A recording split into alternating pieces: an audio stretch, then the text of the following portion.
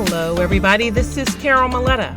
Welcome to the Parenting 411 podcast, where we share information parents need from sources they can trust.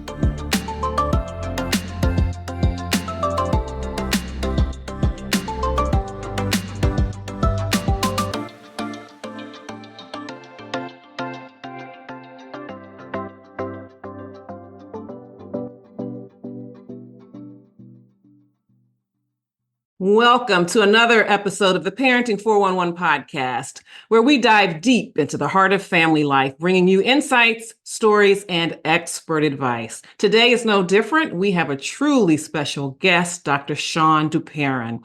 She is a 6-time Emmy Award winner, Nobel Peace Prize nominee, and a visionary in the realm of communication and forgiveness. With a PhD in good gossip theory and a social media reach that skyrockets into the millions, Dr. Duperon is not just a powerhouse in her field. She is a guiding light for anyone seeking to navigate the complex waters of human relationships. In this episode, we're taking a journey into the essence of forgiveness, particularly in the delicate dynamics of family life. Dr. Duperon, with her extraordinary background, including her courageous personal story of overcoming childhood trauma, brings a depth of understanding that's both rare and transformative. From unresolved conflicts that linger in the hallways of our homes to the unspoken pains that we carry, we're going to explore how forgiveness can not only heal, but also strengthen the bonds that hold our families together. Dr. Duperon's innovative approach, including her renowned conflict resolution tool, The Apology You'll Never Receive, and her insights into effective, empathetic communication, promise to offer new perspectives on how we can foster a heart of forgiveness in ourselves and, very importantly, in our children. So you may be struggling to navigate a personal family conflict or simply trying to deepen the emotional resilience of your household. This conversation is for you if that sounds like what you're dealing with. So join me in welcoming Dr. Shawne Duperon. Thank you for being with me today. Well, thank you so much, Carol. I have to say, the hallways of our homes, you had me at the hallways of our homes. And please call me Dr. Shawne. That's what everybody calls me. My pleasure. My pleasure. So why don't you start off with sharing with our listeners how your personal journey of forgiveness has shaped your approach to teaching forgiveness? Yeah. Even 10 years ago, I didn't imagine that I'd be teaching forgiveness. That wasn't like in my purview. Where a lot of the shifts happen. I know you and I have talked about this. I come from a lot of childhood trauma. Some of us do, some of us don't. I was molested as a child. And I feel pretty confident and empowered to share that now. There would have been a time in my life where there was so much shame, I couldn't even talk about it. But that was my journey. And I've been on this journey in my almost 60 years of uncovering, unpacking, and exploring what does it mean to be a forgiving person. And one of the ways that I started doing it is in my business, because I have my own business. I was a news reporter for a long time, and I decided to go into my own training company and teach media, like that high pressure communication thing. And I started doing that. And then I started to see that people were not being successful on camera. And I'm like, what is it? What is it? And it came down to two things. It came down to fear of being so exposed in that way. And it also came down to forgiveness, doing it and not doing it perfect, especially in business. Do you have that piece where we need some forgiveness? How do we forgive ourselves? That's like how it all rounded out for me. Wow. Well, how have people been receptive to that idea of incorporating forgiveness in the way that you said, like forgiving yourself for not being perfect in business or on camera? It's funny that you say that, because it took a man, his name was Reginald Humphrey at General Motors, to see our forgiveness work in action for it to actually take off. And backpedaling a few minutes, I've always picked topics or ideas that are gossipable, if that's such a word. Like, have a PhD in gossip, for goodness sakes. when I started doing this in business, like how do you make things go viral? How do you engage people? It took some time for it to catch on, because when you think gossip, you think mean and nasty, don't you? Don't you think mean and nasty? That's not what Yes. the research shows at all. That actually the best form of word of mouth is sharing about something powerful. And that mean, nasty stuff, according to research, is only about 5 to 7% of nasty, bad gossip talk. So we're actually really, really good people. And I remember early on when I started my business, I'd have corporations say, don't put gossip on your website. And I'd say, oh no, please let me educate you.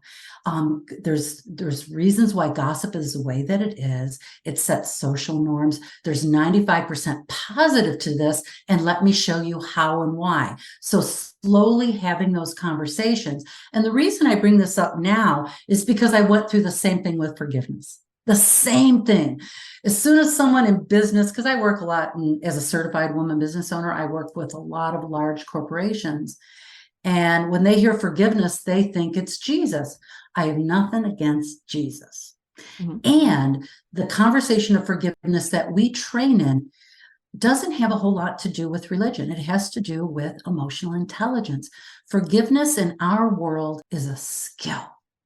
Now, don't get me wrong. Somebody does something, you forgive them quickly. That's lovely.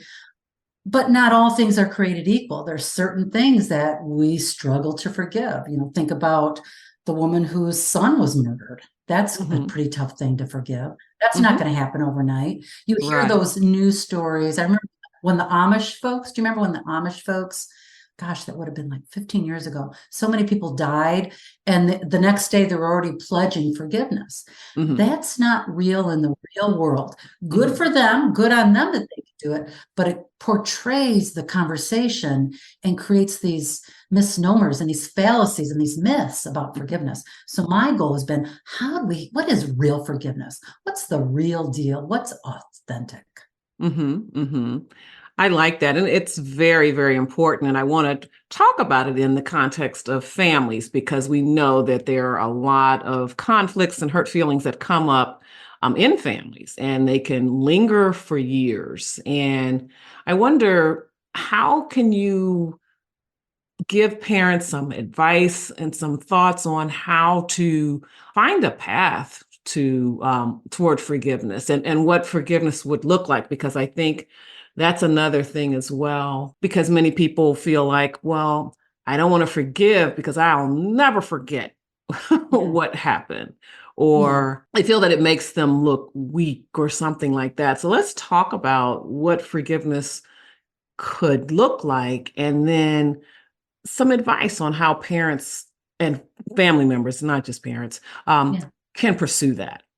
You're so spot on about this. And I love that you brought up forgive and forget, because I come from the philosophy based upon the work that I've done and the research that I've read on it. Forgive and forget is a myth. And it doesn't mean the flip side, though, that you get to stay mad and bitter and upset your entire life, because that's going to impact your entire health and how you move through life. So it's a delicate balance. I think a great way to start today, Carol, is to talk about all the things that it isn't, because it's time for an upgrade on how you understand and how you see forgiveness. And I wrote a list, because there's so many of them. There's about 15 of them. I think about 10 that we can go do this. So forgive and forget. That's a total myth. Sometimes when we forgive, people think they have to reconcile. You do not have to reconcile, not even close. It also means if you forgive someone, it could mean in that mythology that they're not guilty. No, doesn't mean that at all. And that even if someone asks you forgiveness, another myth is that you have to grant their request. If someone asks for forgiveness, we teach ideas and role playing such as, thank you so much for apologizing. I don't know where I quite sit with that yet, and I appreciate the effort in the conversation. You do not have to accept an apology. You don't. Right. That's so inauthentic. And aren't we in this place in life where it's authentic That's we're just steaming down towards authenticity with, when I look at all the strife in the world, I look at the strife politically, the strife racially, the strife in gender. There's so much going on. Does it also mean that the person is no longer accountable? No, the person is still accountable, even if you grant forgiveness. Does it mean you're being disloyal in some way if you don't forgive? These are all the pieces that come up. An example of a family member that holds up holiday dinner parties, like, that you have to just be like a doormat and receive it. And, I had a lot of drug addiction in my family system. And there were certain people that were always late for the Christmas dinner or the Thanksgiving dinner. And everybody would codependently wait for that person to show up. Dinner would get cold. There was a lot of upset because the problem was never resolved. What would happen today if I'm in the family system and I said, you know what, Mary? I'm so sorry. You were late last time. You're late again this time. We went ahead and started without you. I really hope you understand, and I hope you will come on time for us next time, because that's important for the family, and it's important to really generate the integrity, because besides, the kids can't wait to open up their presents. Right. And we collectively, culturally, we have such a hard time doing that, don't we? Have you ever experienced something like that? Like you have to set a boundary? And that example, my goodness, that that you gave, I can absolutely relate to. And I know that there's so many others as well. And, I have regret sometimes where we've had situations like that. I didn't want the children to be mad when they should have been mad. They should have been disappointed. Didn't mean they had a license to act out or anything, but they should have been able to express their disappointment or ask questions, where we have been in that kind of a situation where we've had to wait for other people, and it happens a lot, and all of that. I actually regret that, because it's like almost telling the children that they're not seeing something that they know they're seeing. Yes. And it's like invalidating their reality, isn't it? Here's an example, because I'm a grandma now, right? I'm better as grandma. As I'm getting older, you discovered you just get better as you get older, right? And you start really getting your voice. And I had one granddaughter when she was like 4, was very frightened of our little dog. We had this little, not a Shih Tzu, gosh, sometimes it's a Yorkie. We had this little Yorkie, Fergie, and she was terrified of the dog. And she'd come in for, Yorkie was this big, 10 inches long. And you could see it. I could feel her terror. I could feel it. Okay. And all the family members would be like trying to cajole her. It's okay. Fergie's not going to hurt you. And I remember the first time it happened, I saw it happening, and I snatched right in and snatched her up and lifted her up high in the air. And I said, she's scared. And her little brother, who was about 8 at the time, just looked at me. It moves me because he beamed. He was so grateful for the authenticity. And This is real. And kids remember real. They remember the real. And modeling those kinds of conversations, modeling authenticity, and of course, modeling forgiveness are some great ways to do it. Let me see if I had any more on my list that I wanted to make sure that I said. I think I got them all in there. I think I got pretty much most of it in there. The other one is we have to choose to forgive. And that's a complicated construct, because think about this in terms of emotional intelligence. Okay.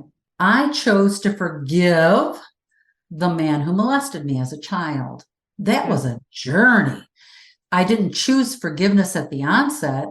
I choose to heal. I chose to explore. My definition of forgiveness might be different than your definition of forgiveness. I have what I would say acceptance and peace around it. Is it forgiveness? I don't know. Does it have to be that stamped as forgiveness? Right. Choose forgiveness. Choose forgiveness. You hear it all the time. Let's say someone dies, gets murdered. I used that as an example earlier. A family member gets murdered. Is it really a choice to forgive? Like, think about this for a second. There's all kinds of phases and stages of forgiveness, it's complicated.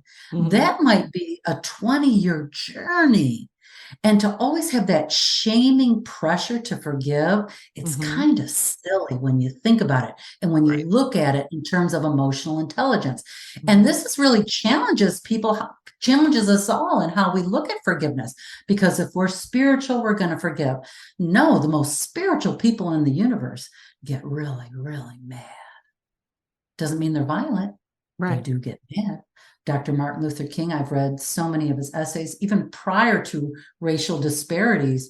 His essays are phenomenal as a scholar. I don't know, a lot of people don't know that he was a scholar. And sometimes when I'm really struggling, if I'm feeling really angry at God, might sound odd to you, Carol. This is just straight talk for me. Sometimes I pray to Dr. King. Dr. King, I can't get there. I can't get there. I'm so upset. I can't manage this. And would you be my guiding rod? Would you be the olive leaf for me to find God? Because sometimes I can't find him or her, or however you look at God. So we get to say, Carol, I don't know if this is what you expected today. Yes. Okay, good. Okay, we get to say, and for those who can't see me, seeing a white woman saying she prays to Dr. Martin Luther King, some people will raise eyebrows. I'm okay with that because I know it's authentic for me. We'll be right back after this.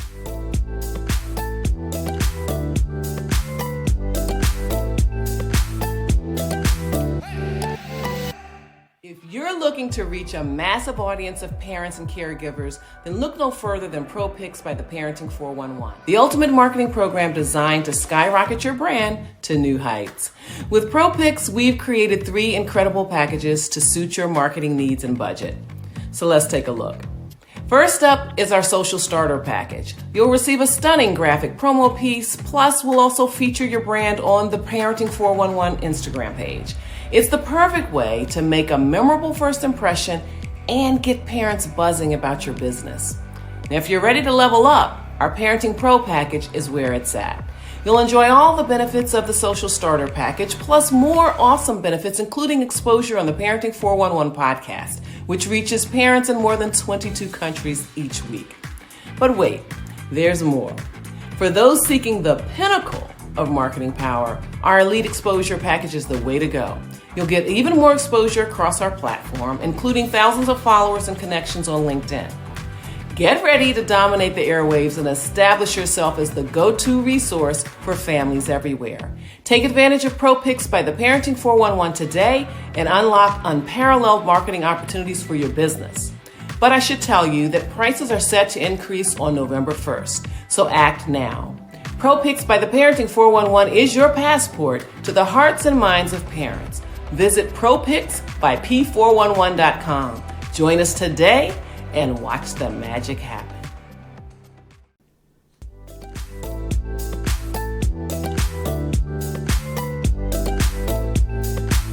And we're back with the Parenting 411. Yeah, that's really the thing that's important to be able to operate in your authentic feelings, because you'll have people on the sidelines who are not experienced, have not experienced the offense or what have you, that are just telling you, you've got to forgive their family member, or you've got to forgive you work with them or whatever. And, and that's just not how you're feeling. And again, it's that being able to balance that whole thing about forgiving and forgetting, because it's like, I'll never forget it. And, and when you talked about, your grandson, I believe, and just in general, how children are so real, right? And I know that they have, they go through a phase where justice and fairness are really very prime for them. And so the idea that someone has done something, they want to hear the I'm sorry. And, how do we cultivate that spirit of forgiveness, even when you're not going to get the sorry? Because with our children, because children expect the sorry, like say you're sorry. Yeah. And you know what I'm going to say? Two things. You're so spot on. And I'm going to tell you tell you something to stop doing and what to start doing. Stop pushing your children to say they're sorry. It's so inauthentic. We're training them inauthentic ways of being and inauthentic understandings of forgiveness. Say Yep. you're sorry. I've got a 1.5-year-old. A granddaughter. I'm watching. Say you're sorry. Okay, maybe at that developmental stage, when do we start shifting? And I would say sooner rather than later. Start, and you got to role play. You got to show it. Show yourself apologizing to your sister on purpose in front of your child. Show your grandchild apologizing on purpose to your partner. I make it a point, like something happens with my husband and he'll like, oh gosh, that was, pretty rough. And right in front of my granddaughter, oh, sweetheart, that was not very tender at all. I'm kind of off thinking about other things that came across really harsh. I'm really sorry. I'll work on that, sweetheart. I do that in front of my children and grandchildren. And modeling that is extraordinary. And think about it too, in terms of work, because I work a lot around this conversation of forgiveness within the workplace. And I do a lot of coaching and consulting with executives. Anyone listening, or even you, Carol, when was the last time an executive, a high-level executive, personally apologized to you for something? Oh, I'm really trying to remember the first because I've been out of the workplace and working for myself for more than 25 years. But the thing is, I'm just going back, cycling back through my experience, and I'm almost trying to remember the first time. Most people I have worked with, and I've worked with tens of thousands of people, have never had an apology from a boss or a high-level executive. And the reason I'm using this is because in so many ways, psychologically, we pick our family of origins when we pick a job, or even when we pick our business and our clients, because we pick what we're used to and pick what we are accommodate to. And sometimes, like the same thing keeps happening over and over and over again. And then eventually you go like, oh my gosh, here's a lesson. And then you can stop doing it. So we pick different energies, for lack of a better word, of the people around us, because we have some stuff to work out. And if we come from a very, very unforgiving family, whatever that means to you, chances are high you're going to pick a very, very unforgiving workplace. Okay. Wow. Yeah. And there just seems to be some tendencies to that. I don't want to stereotype it, because that's certainly not That's so interesting. Every time. And many times we're picking our surrogate families at work. We really are. So, and I really love the phrase, Sherry Huber coined this phrase. She says, how you do anything is how you do everything. How you do anything is how you do everything. And it's more intense at home. It's more real and more expressed at home. And sometimes the same dynamics that are going on within the workplace are also happening at home on different planes. And I always use that as an indicator, like even if I'm coaching, okay, how does that show up at home? When this is going on at work, can you see similarities at home? Rarely does it start off that way. Down the road, it starts unpacking and uncovering like, oh my gosh, yes, I'm almost driven to have to behave a certain way. And so how do people overcome that when, let's say, they have the wherewithal to recognize that my family life is this way, or this is the way I grew up, and lo and behold, looks like I'm in this situation at work. How can they overcome that wiring and choose a different path? Yeah. And I love how you said overcome the wiring, because you can never overcome your wiring. I am a fast talker that ain't never going to stop. Okay. I'm sure there's certain things about you that are never going to stop. True? What's something about you that's just part of who you are? Oh, my goodness. Choosing my words, especially when I really need to speak up on something, I turn it over in my mind so many ways so that I don't offend. Yes. Got it. Even though when something needs to be said. Yes, I understand. And there's probably many reasons for that. There's probably your actual hardwiring, how your brain operates. There's also probably compassion conversations in there and empathy and your integrity of being an amazing human being. True. Right? Like you have an internal integrity that you want to operate a certain way in the world. And one of the ways that you overcome, I don't even see it as overcoming, I see it simply as raising awareness and unpacking in a way that has me thrive. Because my fast talking is not going to stop. I can become mindful. I take practice a lot. Like I'll say in my mind's eye, oh, you're talking really, really fast right now. Take a breath and raise that awareness. And the same thing is true for what's going on around you, having exquisite friends in your life that you can really be authentic and share really good stuff. I'm a huge proponent of therapy, huge proponent of therapy. I see a therapist as like a plumber when your toilet gets stopped up. You don't have to go have the plumber in your house for 70 years, okay, or however old you are. And when the plumbing gets stopped up, especially because I had a blended family, we bring in the plumber. We don't quite know how to do this one. Plus, we didn't learn those skills when we were younger. So we would raise awareness, reading, finding exquisite books, taking amazing courses, playing in that conversation of how do you expand and grow, watching documentaries that touch, move, and inspire you for an aha.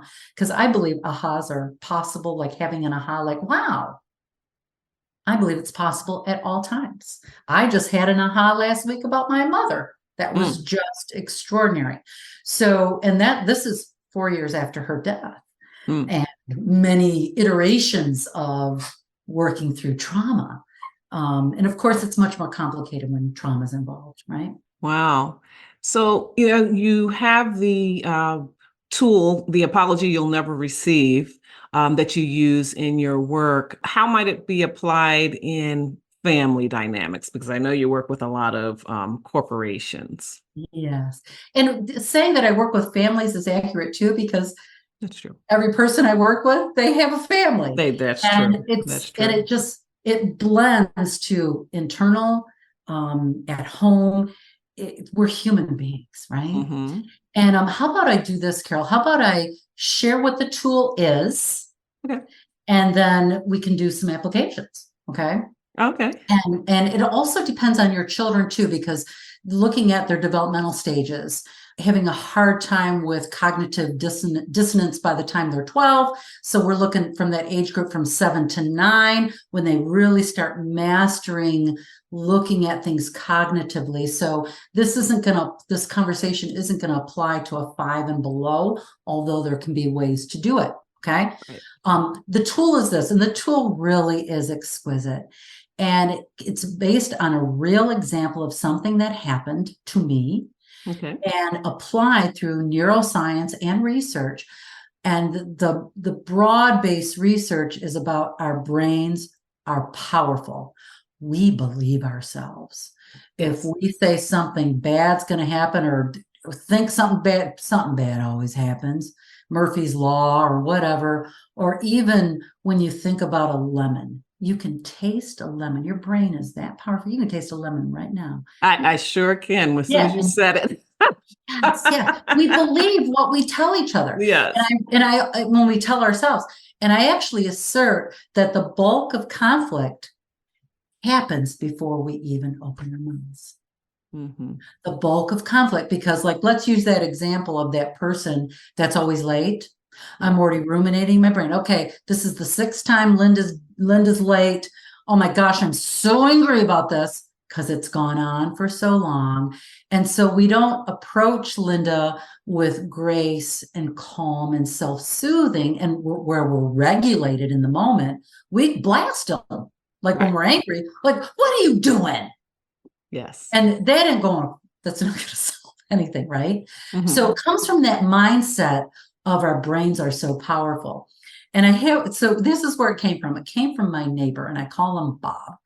And it's a true story. He lives right by me.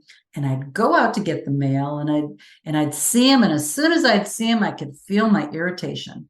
And we all have someone who irritates us, like, ugh, walk the other way. Maybe it's at the holidays, it's a relative you rarely see, like, oh geez, here comes Uncle so and so, whatever. We all have people like that in our lives. It's part of being human. And so what he would say to me when I'm walking out to get the mail, he'd say, "Good morning, Shawne." And I could feel the irritation. And I'd say, "Yeah, but Bob, it's 6 p.m. What are you talking about?" He'd go, "I know, but you look like you just got up." That is literally the ongoing conversation, like the strange, awkward social skills all the time.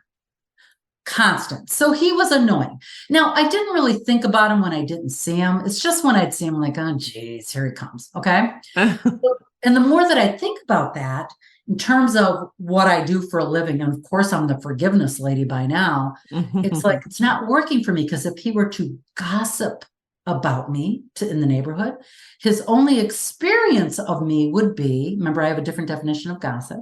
Okay? Right, exactly. The only way he described me would be irritated, annoyed, and angry. That's his experience of me, like straight talk, right? Sure. So that's not working for me, because I only have control over who I'm being, what I'm saying. I hear in a lot of your words that you care about that as well, deeply, that you care about that, Carol. Even how you hardwire and think about things, that comes from a deep care. And I also have a deep care. And so I said, what can I do to shift this for me? Because he ain't changing. That is not changing. Okay. I can't change him. That's his own internal work. So what I started to do is I started to pretend in my mind's eye, just like I would think about a lemon or think about an orange or even a pickle. I was pretending that he was apologizing. He was not apologizing. I was pretending in my mind's eye. I was telling myself a story that he was saying, "Oh, Dr. Shawne, oh, I did it again. My foot went in my mouth. I say the most awkward things. My social skills are lacking. You've met my parents. You know where I come from, because I have met his parents. A lot of wounding in that family system, a lot of lack of social skills. And I know you know this, Dr. Shawne, so would you just forgive me? I'm working on it." And of course, my answer is yes. Right. Okay, so I started practicing that with him. I just start building a muscle. This man does not annoy me. Once in a while, he will, like if I'm in an irritated state overall. Even the energy around him, how we connect, is very different now, because I'm no longer treating him like I'm this angry, irritated woman. It took practice. And Wow. this is the apology you'll never receive. It really does work. And when we started doing it, I mentioned Reggie Humphrey at the beginning of this from General Motors. We did this activity at a national conference. He was my biggest champion, sharing what we're doing, this non-religious forgiveness work, because you think about it, for work, someone gets the job you want, you really want the job, and now they're your boss and you can't stand them. Right. You manage that. Same thing happens in your family system. Okay, Aunt Mary's husband died and she needs somewhere to stay for 6 months. And guess what? She's staying at your house. That would be like internal torture for you. So there's so many things that we always have to deal with through life. We will be faced with many choices and many ways that we're going to have to deal with this. And the apology you'll never receive deeply works. And one of the things that was really cool that came out of that is my husband said to me, when we first started doing it and when we got nominated for Nobel Peace Prize, that was pretty amazing. And it was because of this tool. Wow. One day I was on the cell phone with my cell phone carrier. I don't want to diss the cell phone carrier just because of bad gossip. I had a really bad experience. And I was so mad. We were with this company for 20 years and it was ridiculous. And my husband says to me, he says, "Honey, do you want me to become them and apologize to you and get the apology that you'll never receive?" And I laughed so hard. We actually did the activity. It's a 3-step activity. Sure. We actually did it. And when you do this activity, you actually get relief because your brain believes it's real. Wow. It really does. And the only thing that really is real when it comes down to it, it is only real what you can manage and deal with. Right. You have no control over that jerk. You have no control over that awful boss. You have no control over that meddling mother. You have no control over any of that. You only have here. Right. And that's what that tool does. Because it just the 3 steps of the activities, you tell someone what your upset is, you tell them the apology you'd like to hear, and then you quiet down and they actually become the offending person and apologize to you. And Mm-hmm. it feels like it really happened, just like deep lemon. Wow. I like Powerful. that a lot. Yeah. And it's interesting. I do something similar. It's not about an apology you'll never Tell receive, me. which I think is really strong.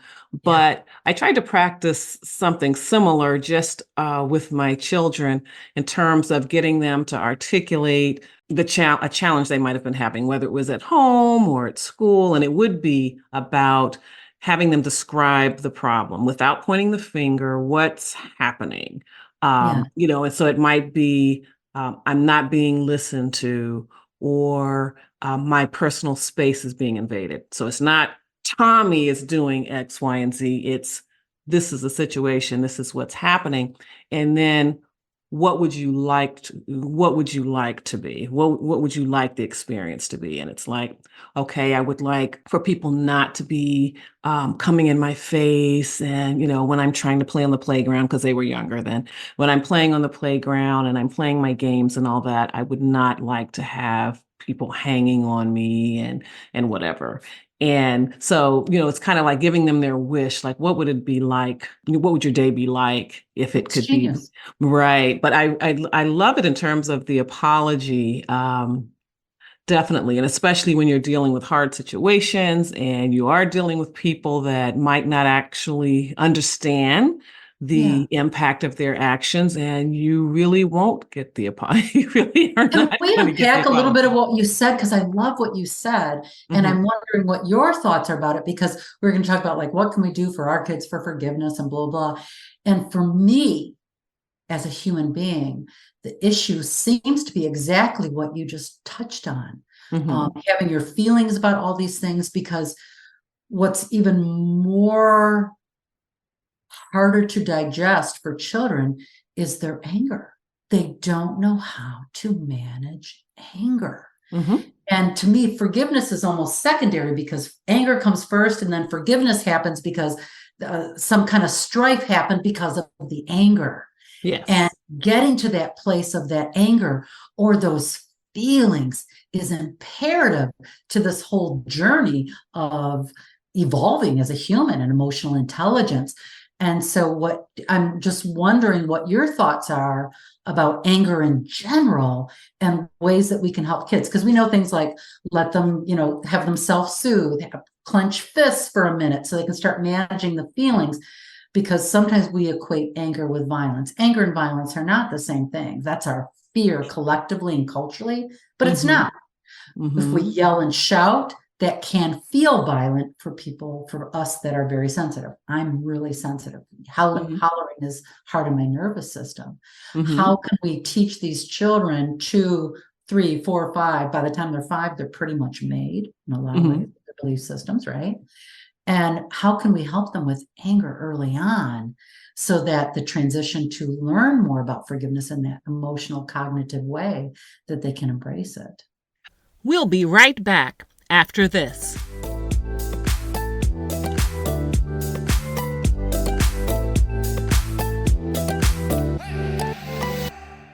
Are you a parent looking to unlock your potential in raising confident, capable, and courageous children? Well, look no further. Join us at the upcoming Parent and Purpose Summit Back to School Edition, where parenting experts from around the world will come together to share their wisdom and insights. I'm Carol Maletta, founder of the Parenting 411.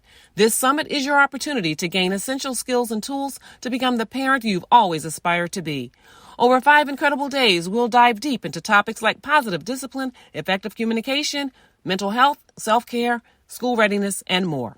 An attendee from our last summit told us, "This summit changed my parenting game. I feel more confident and connected with my children than ever before." So secure your seat at the Parent and Purpose Summit today. Visit parentandpurposesummit2023.com. That's parentandpurposesummit2023.com. And click the registration button to join us on this transformative journey. The Parent and Purpose Summit, where intentional parenting begins.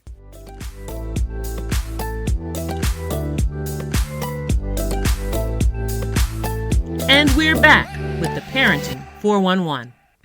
Well, what I like to talk about with children and with parents in that situation is, first of all, especially for the younger ones, to help them name the feelings that they're having and really ask them questions. Don't tell them they're mad or don't tell them they're sad or whatever, but ask them as a question. Be tentative about it. I'm wondering if you're feeling sad, or I wonder if you're feeling embarrassed. And what's good about that, especially with younger children, is that you're giving them the vocabulary, because they pretty much know happy, sad, mad, glad. That's it. Yes. But there are lots of layers to it. So by talking through it with them, you're teaching them the words that go with the feelings. And then also, you can talk to them about how they're feeling, because there are things that happen in our bodies, our fists balling up or our stomach churning because someone hurt their feelings, or there's this or fear. There might be something in their chest or something when they felt afraid. So helping them to become attuned to those things, so that when they experience it in other contexts, they know, oh, I've been here before. And then based on the conversation that you're having with them, as you're helping them get to the heart of the feelings, then they have some actions they can take and all of that. And it's important to help them understand that no feeling is off the table. You can feel the way you want. By all means, please do, because our feelings really are a compass for us and guiding us toward what we're going to do next. The important thing is to teach them about what they do next has some boundaries in terms of the other people it may affect, or how other people can be injured or hurt, or even the environment. I mean, you can't come through and just start breaking plates and things like that because you're angry. You can't destroy the environment that you're in because you're angry. So really teaching them how to own the feelings. It's okay. I get it. You feel this way. And then help them brainstorm, what can we do? What can we do next? Or if there's a conversation to be had, let's role play that so that you can let the other person know how you're feeling about things, how you wish things could be, and then using a bit of your model, recognizing that it may not be received the way you think it should be, but find a way to help yourself to be heard. And that's all you can really do. And then, of course, you can go through that exercise of the apology you'll never receive, and then they'll feel like they got it on their own terms. Yes. I love what you're sharing, because happy, mad, sad, glad, that's pretty much kids, right? Right. Till about 7 to 9 years old, depending on where they are developmentally. And we culturally put the pressure on them to apologize and forgive. And it's such a complicated construct. It took me 30 years to forgive some things in my life that were pretty heinous. Because I never learned a base of forgiveness. Forgiveness is not a feeling. Happy, mad, sad, glad. You can feel forgiving, or would that be more empathy? Is it really forgiving? Those are questions that are great to ask yourself, because we think forgiveness is a feeling. Right. And what if it's not? What if it's this cognitive skill? And not a lot of people have this cognitive skill. Yes. Right. Yes, that's definitely a way to feel about it, because I would sometimes doubt myself about whether I've forgiven a particular person because I still remember it. I still Yes. remember how I felt, and have I really let that go? And another thing of it is too that I felt like with forgiving people, and there are some people that I know that I have forgiven. Yeah. I still remember what happened or how I felt about it, but I just have kind of moved to the whole other extreme. Like, not only do I not worry about what you did anymore or whatever, but I'm kind of indifferent to you Yeah. too. Yeah. And I don't know that that's a good thing either, but you know, it's like I don't wish any harm for you. I would hate to hear news that anything wrong happened to you. Yes. But I just don't I'm just kind of indifferent. Yeah. And what if in that indifference, it's perfect? That's private. That's something you share with yourself, you share with your dearest friends or your dearest family members, and you get to say. And it's funny, I was thinking about standards today. What are our standards? Like, you must choose to forgive. This is standards of what I've been thinking about. Who cares? Mhm. You're mine. How do I feel? And you said, I don't know if I've forgiven them. Have I forgiven them? For me, forgiveness slash acceptance slash peace kind of go hand in hand. Ah, okay. Okay. Mhm. And if you have some peace and some acceptance around it, maybe it's at the 80 percentile. Maybe last year it was at the 50 percentile. Can that be beautiful enough? What are our standards for ourselves? Mhm. And when the forgiveness does have many stages. Different scholars, I remember Dr. Wayne Dyer said there were 11 stages. Oh, wow. All the research I've done, I actually compiled it into 5. Thank you. And because some had 3, some had 9, I'm like 5. And it's similar to the process of grief. Yes. Shock, anger, excuse me, let me say it again. Shock, anger, grief, acceptance, peace. Shock, anger, grief, acceptance, peace. It is a nonlinear process. You Mhm. could be in shock when it first happens. 3 weeks, let's say you lose your job. Okay, so you lose your job, you're in shock, you can't believe it. And then 2 weeks later, you're so mad and you're sad and you're all these feelings. And then a week later, you get a job interview. Like, well, wow, this is fabulous. One door closes, one door opens. I got a new job interview. And you go to the job interview and you don't get the job. And then you hurl back into shock and anger. So Mm. it's this non-linear process. For Mhm. me, I think everyone has a different experience of what's the hardest phase. For me, grief is the hardest. We culturally, collectively, globally, we have a hard time grieving. What does grief look I like? agree. Sometimes yeah, would you agree with that? Sometimes Mhm. we think grief is suffering. Mm. Suffering is not grief. Mhm. Suffering is hell. Suffering is a form of hell. Mm. I know, like, if I have to ask myself, am I really in grief or am I really suffering? Chances are 99% I'm suffering, because when Mm. I feel grief, I'm very clear that I'm grieving. It's Mm. very obvious to me. And for some of us, we don't know what grief looks like. We think grief might be we cry for 1 year straight and don't stop. Mhm. That's Mhm. not what it looks like. It's just not. Right. It's not. It's an ebb and flow. I've been grieving my mother these last 4 years with her passing, and it comes and goes. Like, and I'm Exactly. yeah. I And can do you relate. find do you Oh find that you yes, my allow I lost my yourself to mother allow it? Yeah, you two lost your years mother. ago, Yeah. and yes, I totally can agree with that. Yes. And even with the process of grief, there are moments where I'm really mad at her, like, dang, Mhm. for even being gone. You know. Mhm. Mhm. Yeah. Mhm. Yeah. Yes. So it's the whole game, I think, is being gentle with yourself, Mhm. allowing yourself to be human. And the more you can be human with yourself, don't you find this, Carol? The more human you can be with your children, your grandchildren, people that you work with. And Mm-hmm. like how you're treating others has a lot to do with how you treat yourself on the How you inside. treat yourself. Yes, absolutely.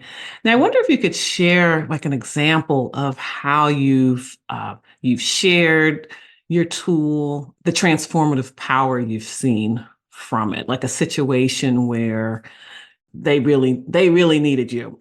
They really needed to hear Yes. from you, and they came away thinking about forgiveness, living forgiveness in a new way, and it just really transformed the situation. Yeah. And truly, Carol, I get hundreds of those conversations, emails, letters monthly. Mm-hmm. Um, and like, I'm a feeler. I don't know how sensitive you are. Do you see yourself as very sensitive? Yes. Yeah. Yeah. Especially probably when you're training in a room and you have a room full of people. It's not uncommon to have 90% of the room in tears when we do the activity, the apology you never received. I don't care if it's a corporation. I don't care if your boss is in the room. I don't care if it's entrepreneurs. It's a very common, I've also done it in churches. It's Sure. very common. And the feeling is grieving, not suffering. I've gotten really good at just distinguishing suffering and feeling around others. So there's so many examples. I think the most important one that I can deeply validate is my own. Okay. Okay. And it has to do with my mother. Um, Mm. come My sister was my mother's favorite. I Mm-hmm. was the one that said all the wrong things, that spoke up, all those things. My sister, almost in some ways, and I don't say this as a diss, she kind of fell asleep and became my mother's best friend. And when my mother was diagnosed with cancer, my sister died just before my mother started getting really, really ill.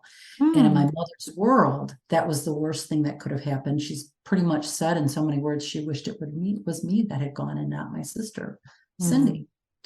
And so here I am, a year with her in that journey of her, you know, moving through the end of her life. And it was probably one of the hardest years I've ever had in my life. Taking Mm-hmm. care of her, being with her. She was a tough lady. And it was also some of the most magical and beautiful. Mm. And I practice that skill every single day. And it moves me even to share it with you. My husband would say, because I'd come home and I'd cry because some of the things were so painful. Complicated grief, if you know anything about complicated grief, you love your parent and you also hate them, especially with abuse, because my mother she wasn't the perpetrator of incest or molestation. She was a perpetrator of not protecting and also Mm-hmm. very harsh. Okay. Mm-hmm. So it was a complicated relationship. And I had to practice it every day. And my husband would say, Shawne, because he called me Shawne, you don't have to go back. We can hire somebody. And I said, no, honey, I'm doing this because I'm not doing this for her. Mm-hmm. It'll benefit her. I'm doing Right. it for me. Right. I want to be at peace, acceptance, and love when she passes. I Right. will be there. Mm-hmm. And it's been a journey since these last 4 years. I'm about to hit the 4-year anniversary. I had a big aha last week with her. And my mother loved me the best she could.